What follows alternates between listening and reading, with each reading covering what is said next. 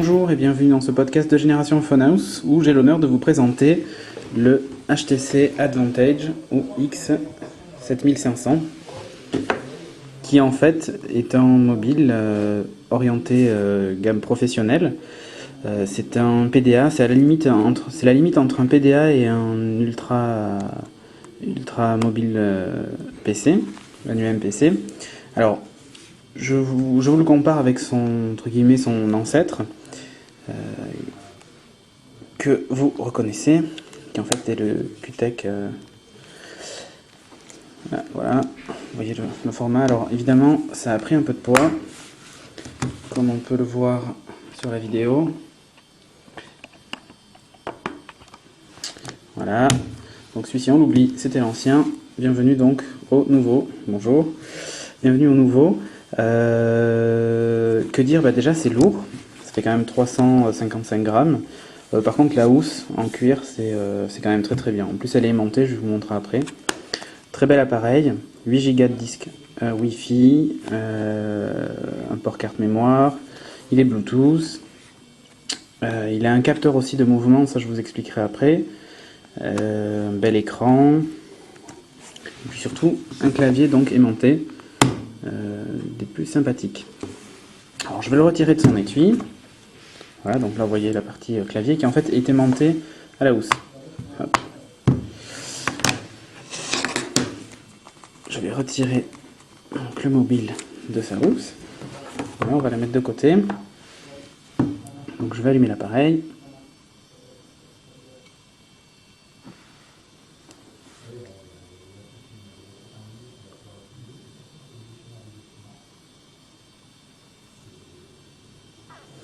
Donc là je vous montrer l'optique de 3 mégapixels.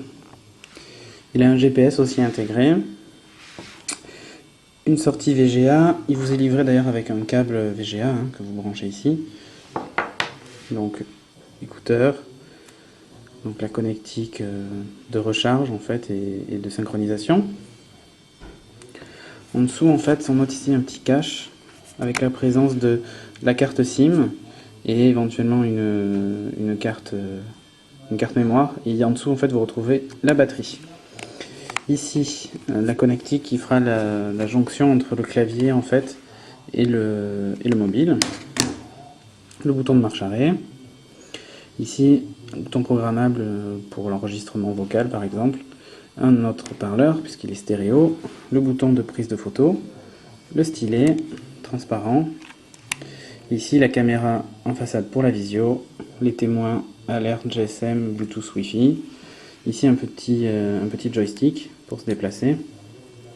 Ici le bouton OK et la touche Windows en fait. Donc je vais vous montrer aussi autre chose qui est assez sympathique. Lorsqu'en fait vous remettez le clavier par-dessus, automatiquement une grosse partie de l'écran s'éteint et vous vous retrouvez en fait avec un affichage externe avec l'heure, le niveau de charge, le type d'alerte en cas d'appel et la réception réseau. Donc je vais le poser, voilà, vous avez vu, l'élément est très costaud. Donc je l'ai reposé sur son clavier. Donc évidemment il dispose d'un écran tactile. En résolution VGA, je trouve dommage qu'on ne soit pas passé aux résolutions supérieures. Programme, donc là vous allez retrouver tout un tas d'applications. Évidemment on pourra en rajouter, ça va de soi. La fonction GPS.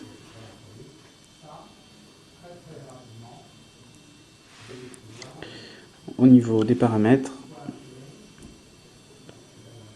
vous allez retrouver en fait le paramétrage classique sur un Windows Mobile 5 avec tous les différents paramètres de GPS, d'alimentation et ainsi de suite. La sortie télé, vous la paramétrez en fait ici. Enfin la sortie VGA, pardon.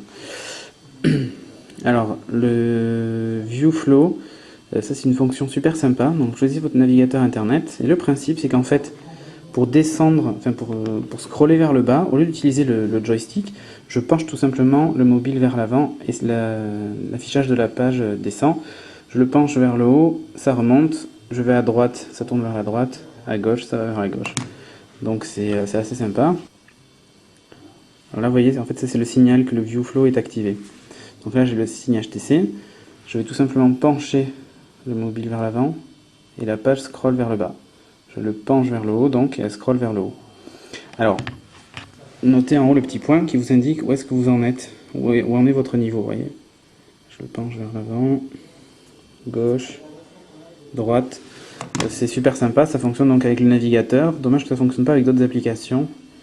Bon, type Word, document Word pour lire un document Word. Peut-être une mise à jour complétera donc le dispositif.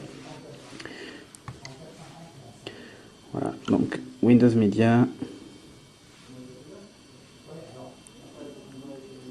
Toutes les vidéos.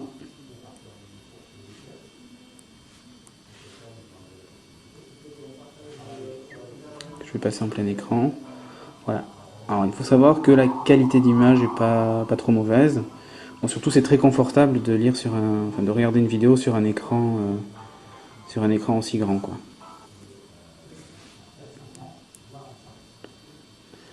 Donc au niveau des touches du clavier, donc dommage qu'elles ne soient pas rétroéclairées. Voilà, ça c'est un défaut aussi, mais bon. Donc vous avez des touches décrocher, raccrocher, la touche Windows en fait, qui déclenche le menu démarrer. C'est un très bel appareil. À noter aussi qu'on ne peut pas téléphoner, enfin si on peut téléphoner avec, seulement vous ne pourrez pas le plaquer contre l'oreille. À partir du moment où vous téléphonez, vous avez le micro qui est ici, vous passez en mode haut-parleur, ou alors il faut utiliser en fait le kit piéton fourni ou une oreillette Bluetooth. Ça c'est un inconvénient, mais d'un autre côté aussi c'est un très gros appareil, donc le mettre à l'oreille c'est un petit peu... Enfin c'est pas évident. À noter, donc vous avez des raccourcis sur le calendrier, tout est personnalisable évidemment, on est sur du Windows Mobile, donc c'est de ce côté-là c'est entièrement personnalisable, la page d'accueil et ainsi de suite. Le navigateur Opera qui marche très très bien dessus. Voilà. Donc que dire de ce mobile? En fait c'est surtout réservé aux personnes qui souhaitent à la limite presque emporter leur ordinateur avec eux, hein. C'est assez impressionnant en fait tout ce qu'il fait, les 8 Go de mémoire, enfin c'est un appareil très très complet. Un petit regret, je trouve que la photo est assez moyenne pour un mobile à ce prix-là, puisqu'il faut compter quand même 1200 € à peu près, hein. La photo est assez moyenne, la vidéo est pas terrible non plus, enfin est pas terrible. Je m'entends. D'un côté, c'est pas un outil spécialement fait pour ça, mais comparé par exemple à N93 Nokia, ce type d'appareil, j'ai noté que le capteur en mode vidéo était pas très très fluide. Sinon, pour tout le reste, c'est quand même un excellent produit. J'ai eu aucun problème, aucun plantage, rien du tout, ça marche bien, quoi. En autonomie, j'ai pas pu le tester suffisamment pour vous indiquer ce qu'il en est de ce côté-là. Par contre, pour naviguer sur Internet, envoyer des emails, c'est très confortable. À noter, allez, à la limite, un petit défaut, ou alors j'ai pas réussi à le trouver, hein. C'est tout simplement que, vous allez voir, nouveau SMS, j'ai pas trouvé comment faire les accents de façon rapide sur le clavier. Donc là, j'écris n'importe quoi. Je vais vous le rapprocher. Pour saisir un et accent, en fait, à part appuyer sur le clavier virtuel et le taper au stylet, j'ai pas trouvé comment faire depuis le clavier en fait. Donc voilà, ça c'est un défaut en fait, parce on n'écrit pas tous en anglais. Donc voilà. Par contre, c'est extrêmement lisible. De ce côté-là, il n'y a rien à dire. Le soft est très très rapide. Donc voilà. J'espère que cette petite vidéo vous a plu. Et je vous dis à bientôt pour un autre podcast de Génération Phonehouse.